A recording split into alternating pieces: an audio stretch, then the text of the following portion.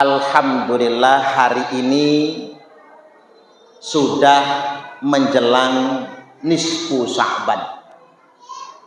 Senin malam Selasa, pas malam 15 Sya'ban. Jangan lupakan, jangan lewatkan. Karena dosa-dosa kita diampuni di malam nisfu Sya'ban.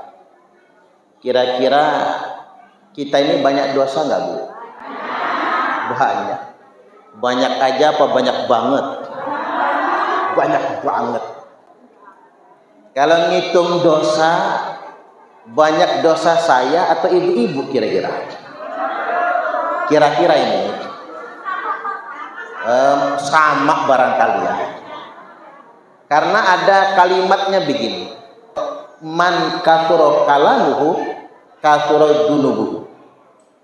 Yang banyak ngomongnya, dialah yang banyak dosanya. Yang banyak ngomong siapa? Oh, saya berarti. Barangkali banyakkan dosa saya. Karena kita ini banyak dosa, karena kita ini banyak salah, maka besok nisfu Sya'ban momentum jangan lewatkan.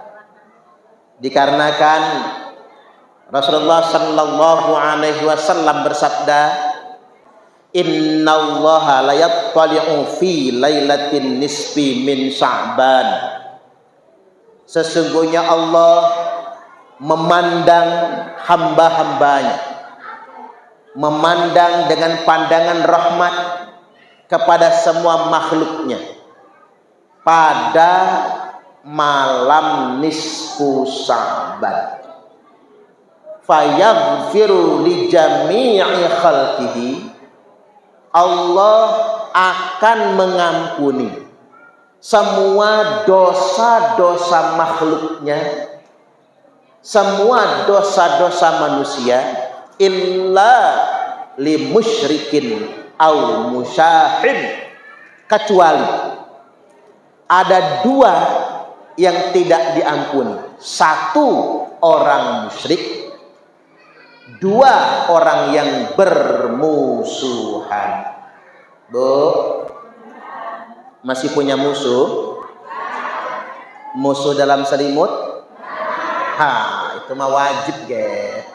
Apalagi bapak-bapak nggak punya, nyari lagi ya Pak. Itu mah jangan dilewatkan, musuh dalam selimut. Makanya maaf-maafan dah. Ada ibu-ibu yang nanya kemarin, Ustadz, saya ini pernah berantem musuhan sama tetangga. Tiap kali lebaran saya datang minta maaf, salaman sih salaman, tapi abis itu dia tetap nggak mau teguran, diam-diaman. Terus saya jadinya kayak mana? Jawabannya begini, Bu. Kewajiban kita hanya minta maaf. Sudah minta maaf, enggak dikasih maaf, urusan kita selesai. Tinggal urusan dia dengan Allah. Cocok atau cocok? Jadi jangan baperan, enggak perlu dipikirin, enggak perlu nyesek di batin, enggak perlu baperan, enggak perlu nyesek di hati, tak perlu bersedih. Karena mengapa? Urusan kita sudah selesai. Tugas kita cuman minta maaf. Cocok atau cocok? Kita datang ke rumahnya buat minta maaf, dia banting pintu. Diajak salaman, dia malah tarik tangan. Umpama ya, ditegur assalamualaikum, pura-pura budek, nggak denger dia. Pengajian duduk dekatan, dia pindah. Papasan di jalan, dia minggir-minggir, melipir, masuk siring. Ada itu, ada yang kayak gitu, ada. Nemen, saking musuhannya. Nah, kalau ketemu yang kayak gini, belajarlah dari pertanyaan. Kalau monyet turun dari pohon, yang duluan palanya atau ekornya? Sana ngomong palaku. Kalau monyet turun dari pohon, ekornya atau palanya yang duluan? Halo? Monyet turun dari pohon, yang duluan palanya apa ekornya? Jawabannya salah. Kalau monyet turun dari pohon, yang duluan palanya atau ekornya, jawaban yang benar EGP. Emang gue pikirin, monyet kok dipikir. Halo? Ingat ya Bu, kalau ketemu orang yang teguran gak mau, pengennya musuhan melulu. Ingat kata Pak Parman, EGP, emang gue pikirin, monyet kok dipikir. Gak usah jadi pening, gak usah baperan, urusan kita sudah selesai. Idza kana lailatun nisfi min Sya'ban, apabila tiba malam pertengahan bulan Sya'ban, malam besok nih, faqumu lailaha, sholat malamnya. Sholatnya nggak harus akhir Bu, habis maghrib sholat. Sholatnya apa? Basing. Sholat tasbih umpama, sholat taubat, atau sholat yang lain. Nggak ba'da maghrib, ba'da isya. Nggak ba'da isya, jam 10. Nggak jam 10 barengan tahajud, sekalian tahajud. Faqumu lailaha, sholat malamnya. Wasumu naharaha, puasa siangnya. Malam sholat, siang puasa. Kita nggak nyebutnya sholat nisfu Sya'ban, enggak. Sholat sunnah di malam nisfu Sya'ban. Bagusnya sholat tasbih, bagusnya. Tapi kalau nggak sanggup, sholat sunnah apa saja. Yang penting ada witir. Witirnya boleh di akhir, tapi lewat malam itu jangan sampai nggak ada witir. Harus ada witirnya. Siangnya puasa. Jadi jangan mau dibid'ah-bid'ahkan orang. Kan ada sih yang membid'ahkan amaliyah nisfu Sya'ban, termasuk puasanya. Puasa nisfu Sya'ban itu sunnah. Nabi bertanya kepada Imran bin Husain, asumta min surori Sya'ban, kamu puasa enggak tengah Sya'ban kemarin? Nisfu Sya'ban maksudnya. La ya Rasul, aku enggak puasa. Idza aftarta fasum yaumain, apabila engkau tidak puasa, gantilah puasa 2 hari. Maka yang besok Senin umpama atau Selasanya umpama enggak sempat puasa, lagi datang bulan, atau suami baru pulang dari merantau, ya maklumlah kita, namanya lakinya habis merantau sebulan, pulang kan yang ditengok cuman itu. Umpama boleh puasanya tertunda lewat nisfu Sya'ban, tapi sunnahnya fasum yaumain, puasanya 2 hari. Hadis ini tercantum dalam kitab Sahih Muslim. Jadi jangan ragu, maka jangan lewatkan sholat sunnah semampu kita. Puasa di siang harinya, semua dosa kita diampuni. Allahumma amin, amin ya rabbal alamin. Halo, suaranya jelas ya Bu ya? Baik, sekarang kita masuk ke tema Isra Mi'raj kita. Utitu bil buraq, malam itu didatangkan kepadaku buraq. Nah, kadang-kadang suaranya harus saya jauhin ya, biar enggak pecah kuping ibu-ibu. Dikurangin dikit ya. Didatangkan kepadaku buraq. Farakibtuhu hatta ataitu baital maqdis. Aku numpak buruk ini, kata Nabi, sampai tiba di Baitul Maqdis. Baitul Maqdis itu di mana? Di mana, Bu? Wailaga pinggir bypass. Itu mah Baitul Hidayah ya. Di Palestina, pinter. Sampai di Palestina, Baitul Maqdis atau Masjid Al-Aqsa. Thumma dakhaltul masjida fa shallaitu fihi rak'atain. Aku masuk masjid, kata Nabi, salat 2 rakaat. Thumma kharajtu, selesai salat aku keluar. Namun begitu Nabi salam, Nabi kaget. Tadi salatnya dewekan sendirian, nggak ada kawan. Begitu salam penuh masjid.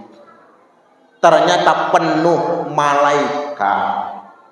Ini masjid kita ini kalau subuh penuh Pak, penuh sama nyamuk. Nyamuknya mubeng kemana-mana.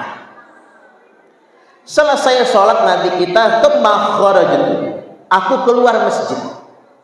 Faja'ani Jibril, mendatangi aku malaikat Jibril, bi'ina'im min khamrin, dengan secawan khamr. Tahu khamr, Bu? Miras, minuman keras. Kata orang Medan, tua. Mereknya apa sih? Pegur. Terus apa lagi? Vodka. Kalau ibu-ibu ada yang apal. Kalau apal berarti dagang berarti ya. Jadi minuman keras. Bi ina'im min khamrin wa ina'im min laban, dan secawan susu. Nabi suruh milih. Nabi mikir, pilih susu atau khamr atau susu. Kata Nabi, fakhtartul laban, aku pilih segelas susu.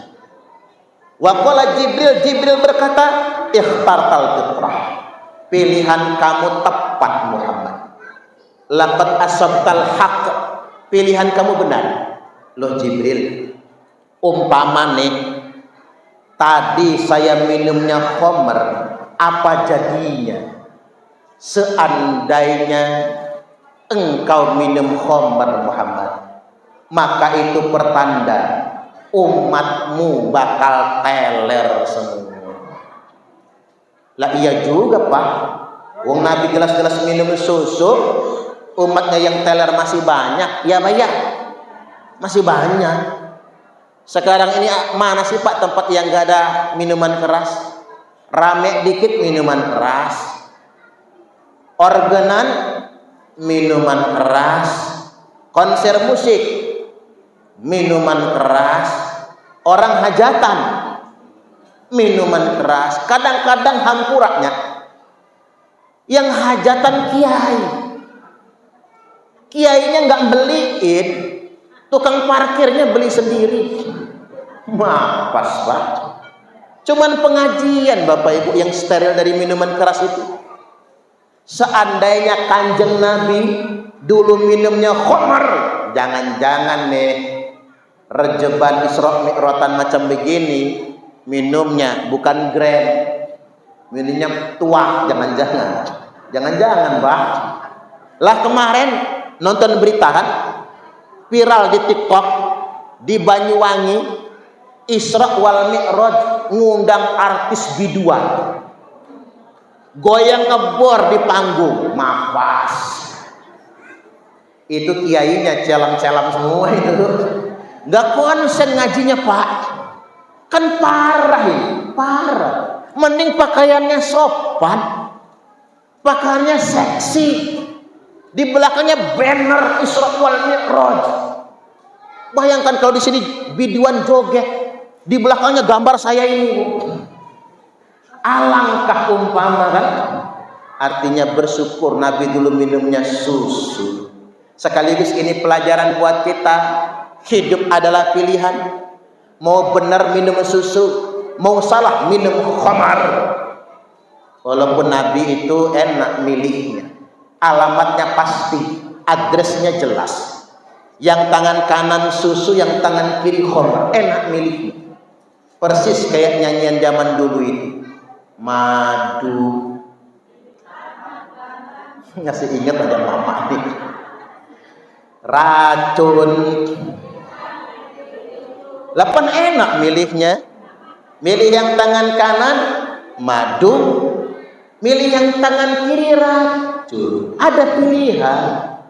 Ibu-ibu kira-kira kalau suruh milih di madu apa di racun? Hah? Nah, coba kita ulang pertanyaannya. Yang tangan kanan susu, yang tangan kiri khamr. Milih susu atau khamr? Susu dong.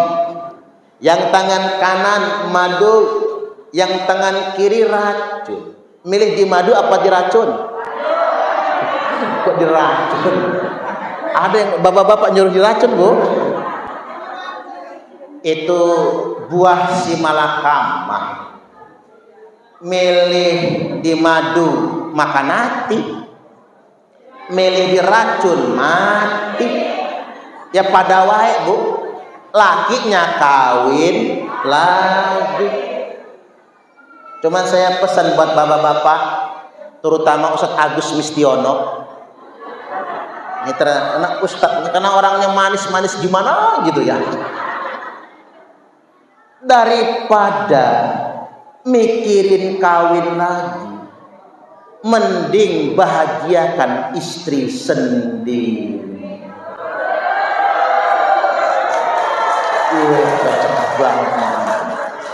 Iya iya dong. Bapak-bapak ini kadang salah jawaban. Kadang sesama kiai guyon, sesama ketua RT guyon. Ya depan kita aja bapak ketua RT 2 ini nggak guyon masalah kawin lagi. Coba kalau lagi ngumpul sama babin-babin itu, pasti ngomongnya kawin lagi. Tapi alasannya itu loh, Bu. Pak, mau kawin lagi nggak? Nggak ah, satu aja nggak habis-habis. Emang bini mau dimakan gitu? Ya kan bukan makanan, Pak. Itu bukan jawaban. Saya ajarin bapak-bapak cara ngejawab yang benar. Bukan satu aja nggak habis-habis. Emang siapa yang mau ngabisin? Mau dicekek biar gampang cepet habisnya gitu? Nggak begitu jawabannya. Jawaban yang benar begini. Daripada saya kawin lagi, lebih baik saya bahagiakan istri sendiri. Itu baru benar, Pak. Itu baru benar jawabannya tuh. Baru benar. Karena zaman sekarang banyak istri yang nggak bahagia. Boro-boro mau bini 2, bini 1 aja, bapak ibu udah kesusahan. Makan aja Senin Kemis. Kadang cukup, kadang tidak. Katanya sih, istri-istri yang rajin dicium suaminya, dia akan lebih awet muda 17 tahun.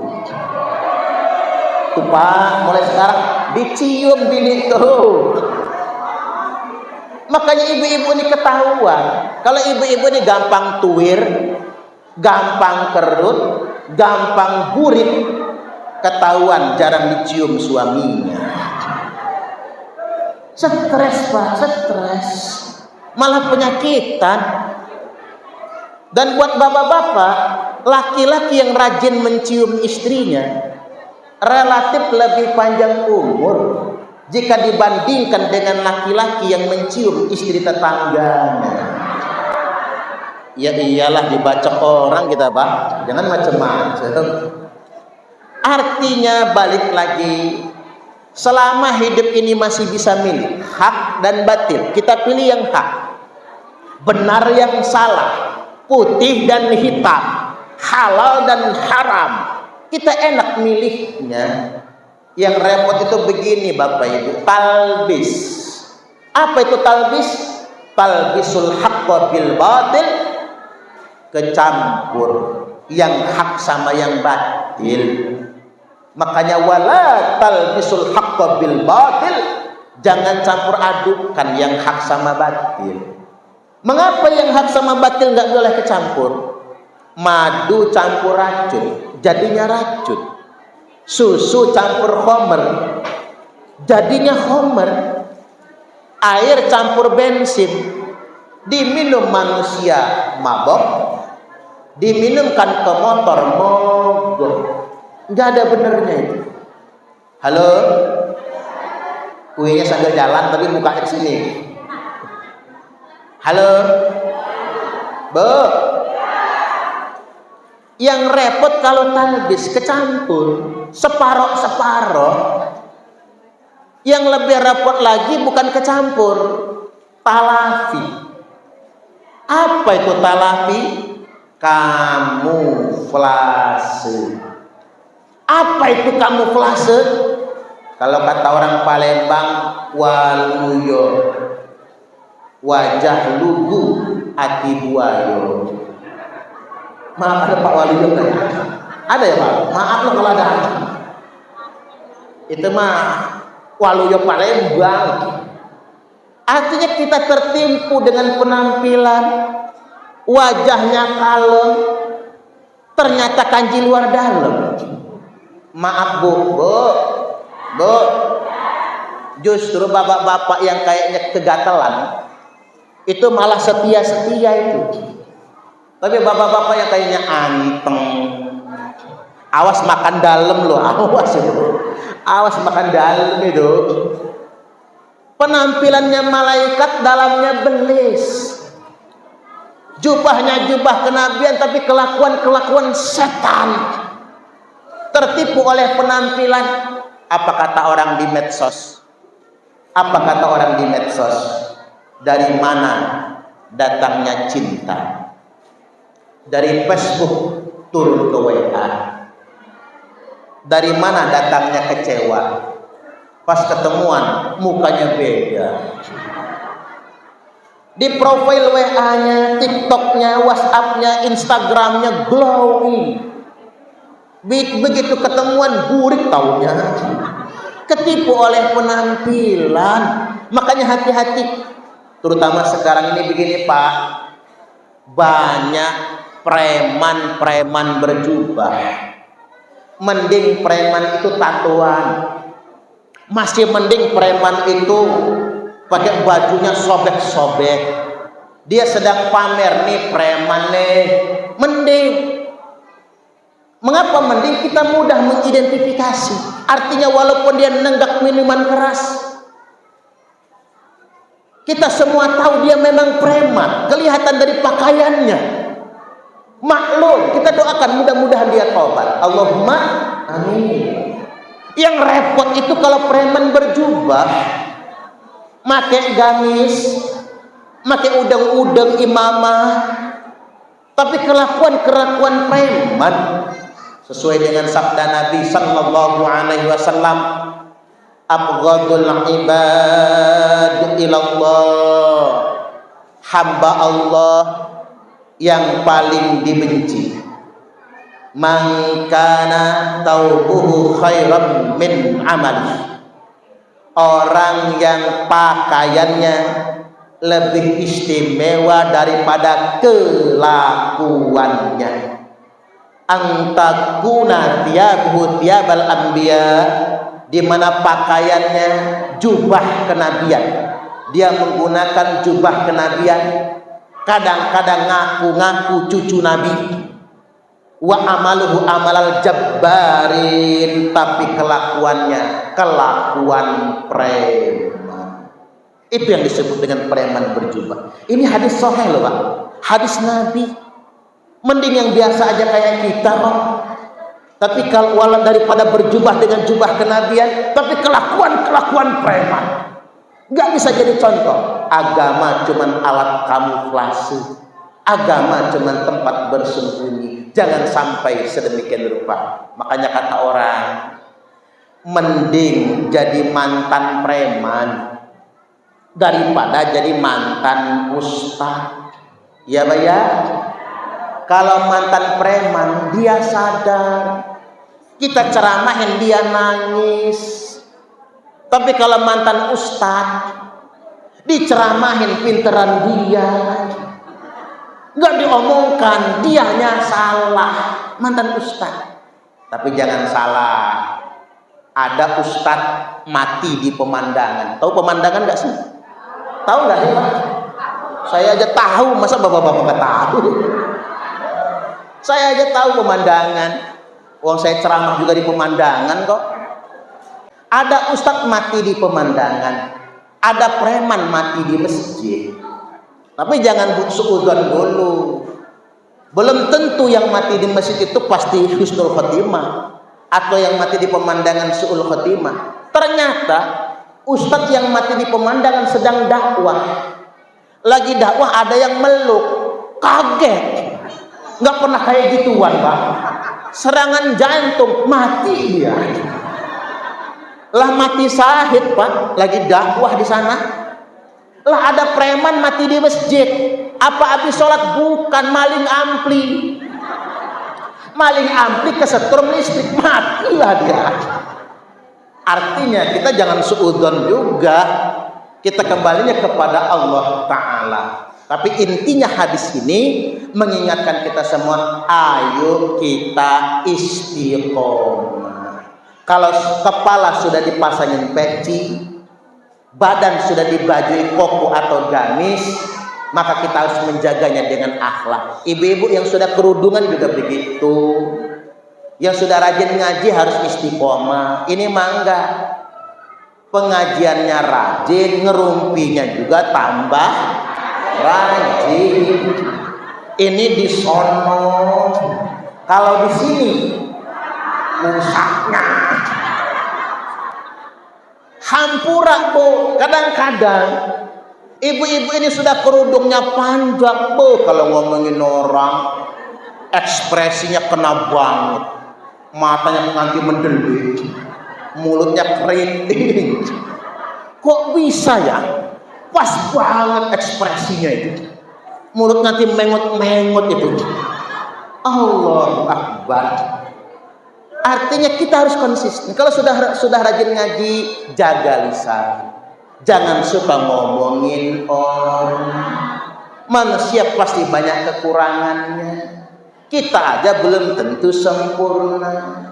Ingat, kebaikan orang bukan dipangkal.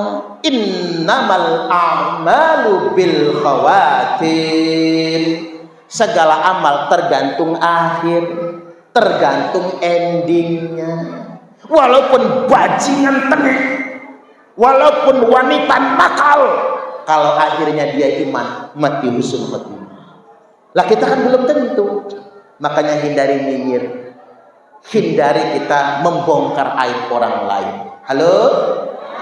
Lanjut ya. Thumma araja bina ila sama'id dunya. Lalu kami, kata Nabi, naik ke langit dunia, langit yang pertama. Fastabtaha Jibril. Jibril minta dibukakan pintu. Fafutiha lana, dibukakan pintu langit pertama. Faidah Nabi Adam alaihi salam farhaba wa da'a li bi khair. Dibuka pintu langit pertama. Yang nyambut Nabi kita itu bapak moyang kita, Nabiullah Adam alaihi salam. Nabi dipeluk, didoakan. Cuman ada yang aneh, kata Nabi. Di sebelah kanan Nabi Adam dan di sebelah kirinya banyak bayangan. Man haula ya Jibril? Bayangan itu apa ya Jibril? Yang sebelah kanan Muhammad ashabul yamin, golongan kanan, arwah ruh anak cucu Adam yang bakal masuk surga. Semoga kita termasuk di antaranya, amin. Yang sebelah kiri Jibril, ashabus shimal, golongan kiri, arwah anak cucu Adam yang bakal masuk neraka. Makanya Bu, Nabi ngintip ke surga, nengok jauh ke neraka. Ya nggak ngedekat dari jauh doang, ngedekat mah nggak sanggup. Apa kata Nabi? At-talaqtu fil jannati fara'aitu aktsar ahlihal fuqara. Aku kunjung ke surga, aku lihat penghuninya kebanyakan orang fakir, orang miskin. Nggak usah malu jadi orang fakir, Nggak usah malu jadi orang miskin. Orang miskin mah masuk surganya duluan kalau sholat. Kalau nggak sholat, bablas ke nerakanya. Udah miskin nggak sholat, Pak, kelar hidup lu. Jangan macam-macam. Tapi begini Bapak Ibu, kita ini kan hidup ini sebetulnya bukan masalah kaya dan miskin, cukup atau tidak cukup, betul nggak kira-kira? Itu masalahnya. Kita boleh jadi orang kaya, tapi kita wajib bermental kaya. Halo? Ibu-ibu diingat ya Bu, nanti dicatat nih. Kita boleh jadi orang kaya. Kata boleh itu kan mubah ya, dalam bahasa fikihnya. Tapi kita wajib bermental kaya.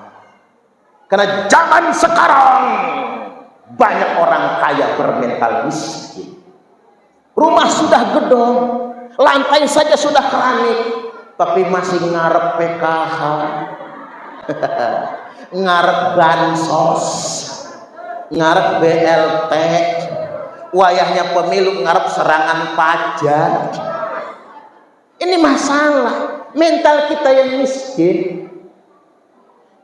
Saya ingin sampaikan, kita ini nggak urung dapat rezeki dari Allah walaupun nggak dapat bantuan pemerintah. Betul nggak? Lah yang ngasih kita rezeki itu Allah atau pemerintah? Allah kan. Sudah kita ini jangan bermental subsidi. Tangan di atas lebih baik daripada tangan di bawah. Ngasih lebih baik daripada nada. Cocok atau cocok? Harus begitu ya Bu. Harus begitu. Makanya mohon maaf Pak, mumpung nggak ada pejabat. Kalau ketua RT mah pejabat mewakili kita ya. Mumpung nggak ada pejabatnya. Saya mah terus terang saja, makan bergizi gratis itu ngajarin nggak bener ya. Habis dimakan besok jadi tai. Ya Pak ya. Ya mending Pak kalau cuma jadi tai. Kalau ada racunnya muntaber. Yang dari atas muntah, dari bawah berak dia. Iya kan? Duitnya habis berapa itu per tahun? 335 triliun untuk tahun ini. Sama MBG-nya Kemensos mungkin 400 triliun semuanya. 400 triliun itu nolnya berapa sih Bu? Pencet di kalkulator, error kalkulator. Lah kalau kita belikan sebelah semua, tenggelam ini Lampung sama laut sebelah itu. Mohon maaf, hampura Pak Presiden. Mohon maaf Mas Wapres juga. Daripada 400 triliun jadi makanan. Nasi sejumput, telur puyuh 2 biji, kelengkeng 2 butir umpamanya. Mending ganti saja dengan sekolah bebas biaya. Setuju? Tepuk tangan. Dari SD sampai perguruan tinggi, sampai sarjana ge. Negeri atau swasta? Negeri atau swasta Pak? Jangan negeri doang, bangkrut sekolah swasta. Ya pondok Pak. Pondok kita itu Bapak Ibu. Ya kalau sekolah gratis semua pondok mah enggak, orang enggak pada mondok. Tapi alhamdulillah ya, pondok itu gimana pun Bapak Ibu tetap ada yang mau mondok. Walaupun sekolah negeri gratis semua umpama, maka subangsaran anaknya biar selamat pondokin ya Bu. Mondok di kita Pak hanya bayar uang makan 400.000. Yang mahal sih bagi saya kayaknya mahal, tapi bandingan yang lain mah murah. Uang makan 400.000. Lah MBG Bapak Ibu, uang makan kan 15.000 sehari, makan siang doang. Lah kita 400.000 itu 13.000 per hari. Makan pagi siang malam. 13.000 makan 3 kali loh Pak. Kalah MBG. 400.000 uang makan, 100.000 uang sekolah, 500.000. Mondok biayanya disitulah, makan disitulah, belajar disitulah, dapat ijazah pesantren, ijazah sekolah SD, SMP, SMA. Ya gak ketinggalan zaman Pak. Kalau saya bikin pondok cuman ngaji kitab, banyak kejadian. Ngulik Pak. Padahal alumni pondok 10 tahun nih, Kang, Kakang kan bisa ngaji, bisa mulang kitab, walaupun sudah lupa pasti ingat lagi. Bisa berjanjian, bisa mimpin tahlil. Apa kata dia? Udah kebanyakan kaplingnya. Yang ngapling tahlil udah ada, yang ngapling berjanji udah ada, yang ngapling pak kaum udah ada. Lah akhirnya apa? Jadi kuli panggul. Manajernya, bosnya ngaji aja nggak bisa, masih ikrok ngajinya Pak. Lah ngapa alumni pesantren bisa baca kitab kuning jadi kuli panggul, bahkan hampura kadang-kadang sholat aja mohon maaf tinggal Pak. Nantilah kalau sudah tobat baru rajin sholat lagi kata dia. Ngapa? Karena nggak punya ijazah. Yang cuman bisa baca ikrok S2 S3 Pak. Lah yang bisa ngaji nggak punya ijazah. Makanya anak kita suruh mondok. Ini bukan promosi, ngasih kabar Bu. Yang mampu bayar itu, yang nggak mampu bayar banyak. Orang tuanya pamit, Pak Yai kami mau boyong. Ngapa? Nggak sanggup lagi bayarnya. Nggak usah boyong, tinggal sini. Nggak sanggup bayar 500, bayar 250. Nggak sanggup 250, bayar 100. Nggak sanggup, nggak usah bayar sama sekali. Yang salah itu ngapunten Pak, hampura. Bapaknya di rumah kelepas, kelepus, ngudut di Samsung. Anaknya mondok, nggak pernah dikirim uang jajan. Itu yang salah. Itu yang salah. Jadi balik lagi Bapak Ibu, MBG itu ganti sekolah gratis. Agar ngajarin benar, kan orang tua kita ngajarin. Jangan kasih ikan, kasih kailnya.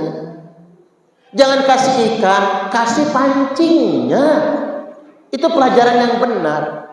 Atau kalau kata Pak Purbaya Pak, daripada dikirim dalam bentuk makanan malah dikorupsi jadi proyek, mending 15.000 kali 20 hari 300.000 per siswa, kirim langsung ke rekening ibu-ibu ini aja.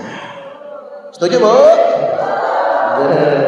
Ibu-ibu yang punya anak 4 kali 300.000 1.200.000 cair. Yang kasihan yang nggak punya anak. Punya anak udah gede semua, nggak sekolah lagi, udah nenek-nenek. Nggak apa-apa, nenek-nenek juga nyari anak lagi biar dapat jatah MBG. Nah kita ini harus begitu Pak. Jangan bermental subsidi. Ayo tangan di atas lebih baik daripada tangan di bawah. Daripada kita nadah, kita berbagi dengan sesama. Nanti kita akan dikayakan oleh Allah Ta'ala. Halo? Udah jam 3 aja ya. Tapi yang jelas begini, hidup ini pasangan. Ada yang kaya, ada yang miskin. Yang miskin qanaah, yang kaya jangan pamer. Halo Bu? Kalau lagi ada nggak usah ditunjuk-tunjukin. Kadang 5 jari dipasangin cincin semua. Bawa atas dikit. Begitu masuk taruh digoyang-goyang kuing-kuing, nggak perlu. Jangan pamer kekayaan di tengah-tengah orang miskin. Jangan pamer kesenangan di dekat orang susah. Jangan pamer nikmatnya sehat di dekat orang sakit. Jangan pamer makan sate kambing dekat orang yang stroke. Jangan pamer kemesraan di dekat orang yang jomblo. Jones dia jomblo, ngenes nantinya. Kadang-kadang baik di kita itu Pak, sakit di orang. Makanya apa kata Imam Ali? Nggak perlu membangga-banggakan anakmu di hadapan orang. Anak saya, nggak perlu Bu, nggak perlu. Karena ngapa? Yang ngedengar belum tentu senang. Udah didik aja anak kita dengan baik. Halo? Paham ya? Wa talaqtu fin nari faraitu aktsara ahlihan nisa. Aku kunjung ke neraka kata Nabi. Lah ke nerakanya yang gak enak. Kulihat kebanyakan perempuan di dalamnya. Halo? Tapi ini bukan perempuan di sini. Ini perempuan yang di Perancis, Perancis, Amerika. Kalau perempuan-perempuan Indonesia memang nggak mungkin solehah semua tuh. Kalau dilihat dari auranya surga semua ini, kayaknya tapi ya. Benerannya Allah yang maha tahu. Saya cuma ngira-ngira aja ngedoain. Tapi ibu-ibu harus tahu bagaimana agar perempuan masuk surga.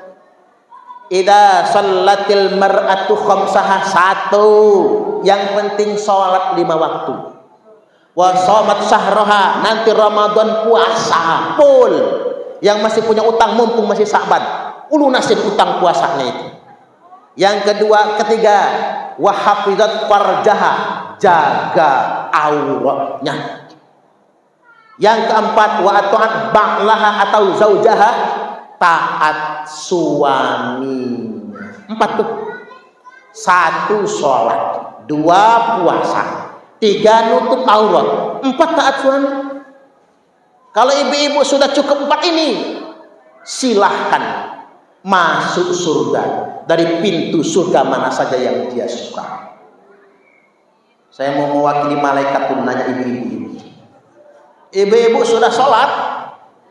Sudah. Ramadan puasa? Puasa. Auratnya ditutup? Nutup. Sama suami taat? Jangan, insya Allah. Nggak percaya saya nanti. Sama suami taat? Taat dong. Kalau sudah 4 pertanyaan ini, ibu-ibu masuk surga semua. Perempuan paling gampang masuk surga, tinggal taat suami. Perempuan paling gampang masuk neraka, ngelawanlah sama suami. Kalau ibu-ibu pengen masuk neraka, Bu, ngelawan saja sama suami. Suami lagi tidur, Bu, sepak palanya, gratis masuk nerakanya. Gak usah bayar kaplingan di neraka itu. Kalau ibu-ibu mau masuk surga, nerimo. Kalau dikasih suami, Bu, uang belanja 30 juta sebulan, nerimo. Ya iyalah kalau segitu mah. Tapi Pak, jangan cuma nuntut istri nerimo loh Pak. Bapak-bapak juga harus tahu diri, sadar posisi. Sekali-kali baiklah sama istri nih Pak. Bapak-bapak ini baik nggak Bu? Hebat ibu-ibu, pintar menutupi aib suaminya. Sekali-kali panggil istri, Mama, kadieu Mama, naon atuh Papa. Sudah selesai kerjaan, ada apa Papa? Duduk Mama. Istrinya dok, ada apa deh? Mau izin kawin lagi jangan-jangan. Biasanya kan laki-laki tuh kalau lembut ada maunya. Dirogoh kantong kanan Pak, tarik duit 15 juta. Banting, cereker. Ini uang apa Papa? Ini uang belanja Mama. Tuh beli beras, bayar listrik, ongkos anak sekolah, cicilan kulkas, cicilan Tupperware, cicilan baju pengajian. Kira-kira cukup Mama? Cukup Papa. Malah sisa, kalau ada sisa, simpen sama Mama. Alhamdulillah. Istrinya nyekep duit 15 juta, mau nyimpen ke kamar. Nanti dulu Mama, masih kurang. Apalagi Papa? Rogoh lagi kantong kiri Pak, banting lagi 15 juta. Cereker. Ini apa lagi Papa? Ini bonus untuk Mama. Berangkat ke pasar Mama, jangan pulang kalau nggak habis. 15 juta uang belanja, 15 juta bonusnya, 30 juta. Mau nggak Bu?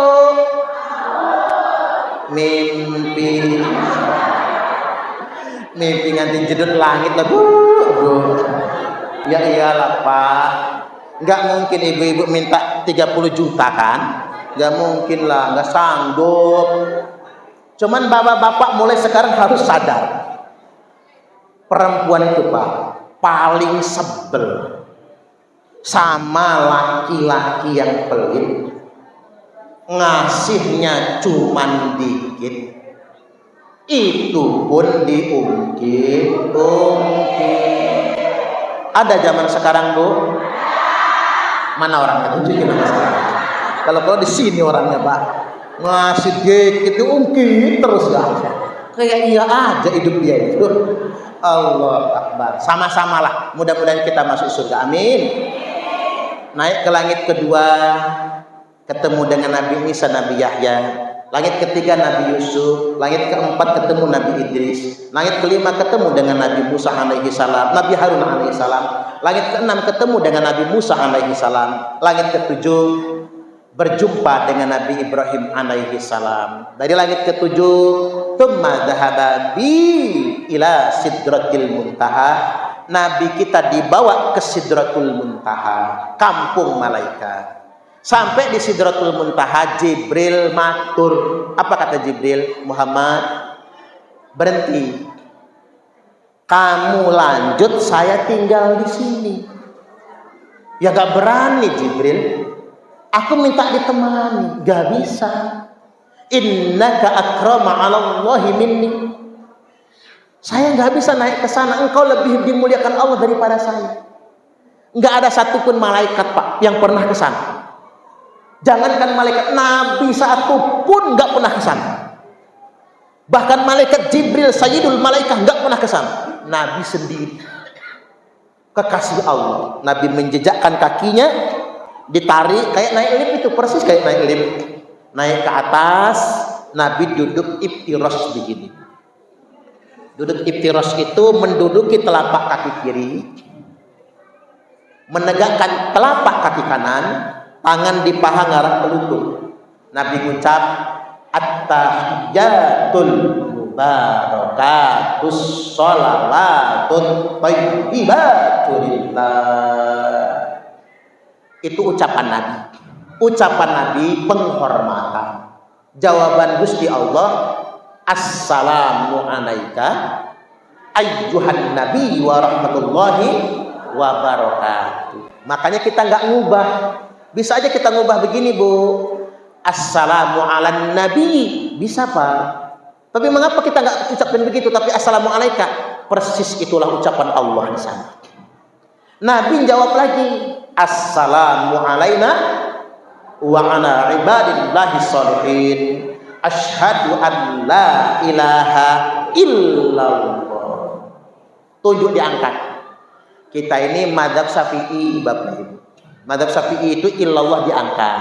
Karena ada 4 macam. Imam Hanafi begini nih, la ilaha illallah turun. Enggak digenggam tapi gini, Pak, la ilaha illallah turun. Imam Hanafi. Imam Syafi'i, orang-orang NU, illallah diangkat. Imam Hambali dari atahiyat diangkat dari awal, atahiyat udah diangkat. Nah, Imam Malik diangkat digerak-gerakkan. Ada yang atas bawah, gong gong gong gong gong gong. Ada yang wer. Lah subangsaran, tapi di mana bumi dipijak, di situ langit dijunjung. Enggak usah yang aneh-aneh lah, Pak, masuk begini. Kalau ketutupan sarung apa jadinya itu? Gak usah, biasa aja deh, Pak. Kita mah NU aja loh, Pak. Apalagi kita ini sanad keilmuan kita ya madzhab Syafi'i semua. Singkat cerita, fa auhallahu ta'ala alayya khamsina shalah. Allah wahyukan kepada saya 50 sholat. Ditawar-tawar tinggal 5 waktu sholat. Janji Allah begini, ifratu ana ummatika khamsa shalawatin. Aku wajibkan atas umatmu 5 waktu sholat. Wa ahidtu anni ahdan, dan aku buat perjanjian, Memorandum of Understanding, MOU. Bunyinya begini, annah man hafadha alaihinna liwaqtihinna adkhaltuhul jannah. Sesungguhnya semua yang jaga sholat 5 waktu pada waktu-waktunya masuk surga semua. Amin, amin ya rabbal alamin. Wa man lam yuhaffidh alaihinna liwaqtihinna fala ahdalahu indi. Cuman kata Allah, aku enggak janji sama orang yang tidak jaga waktu-waktu sholat. Sholat zuhur mepet asar, asarnya numbur maghrib, maghribnya mentok isya, isyanya ketiduran, subuhnya kesiangan. Ada bapak-bapak niat subuhnya begini, usolli fardhos subhi rakaatain mustaqbilal qiblati qodoan lillahi ta'ala. Lah kok qodoan Pak jam 8 sholat subuhnya. Istrinya usul, apa kata istrinya? Usolli fardhos subhi rakaatain mustaqbilal qiblati, kesiangan lillahi ta'ala. Lo kok kesiangan Bu? Jam 10 sholat subuh. Lah kalau bapaknya kodoan, mamanya kesiangan, apa kata anaknya? Usolli fardhos subhi wal dhuhri wal asri wal maghribi wal isya'i keroyokan oplosan lillahi ta'ala. Dia oplosan, hancur sholat. Ada lagi yang lebih hebring, subuh maraton, zuhur ke salon, asar main badminton, maghrib mainin handphone, isya nonton sinetron, mati kena smackdown yang malaikat Israel. Lah kesimpulannya, yuk jaga sholat, ngaji istiqomah. Jangan cuman ngaji fikih ya Bu, Pak. Jangan cuman ngaji peringatan ya. Ngaji fikih juga. Di sini kiai-kiai kita kan dekat. Banyak kiai-kiai yang punya majelis gitu. Kalau nggak datengin majelisnya yai, hadirkan kiai ngaji kitab di masjid kita ini. Nggak ketang Fathul Qorib, nggak ketang Sapinahan, Pak, ngaji. Jadi jangan cuman ceramah-ceramah begini, Bapak Ibu. Nah, sumbang saran, kalau Bapak Ibu anaknya pengen pondok kita, terakhir ya informasi pondok kita, konsentrasi pendidikannya salafiyah. Salafiyahnya 1 kitab kuning, ngaji kitab kuning. Ngaji kitab kuning itu sampai santri bisa baca kitab gundul. Ibu-ibu mah jangankan yang gundul, yang gondrong aja susah bacanya. Yang kedua tahfizul Quran, ngapal Quran. Ngapal Quran di pondok kita bersanad. Sanadnya dari Madrasatul Quran Tebuireng, Jombang, Jawa Timur. Jadi sanadnya sampai kepada Rasulullah. Itu pendidikan agamanya. Pendidikan formalnya SD, SMP, SMA. Dari kelas 1 SD kita terima. Pondok putranya di Pajar Baru, Jati Agung, Lampung Selatan. Dekatnya ke Raja Basa. Tapi kalau pondok putri di Desa Margolestari, Jati Agung, Lampung Selatan. Margolestari itu dari Polda Lampung ke arah Kota Baru 10 menit nyampai sebelum Kota Baru. Putra maupun putri. Jadi anak-anaknya diselamatkan dari narkoba, pergaulan bebas, dari paham-paham yang menyimpang. Insya Allah. Baik, demikian apa yang saya sampaikan pada kesempatan kali ini. Kurang lebihnya mohon maaf dan kepada Allah Ta'ala mohon ampun. Wallahul muwaffiq ila aqwamit thariq. Wassalamualaikum warahmatullahi wabarakatuh.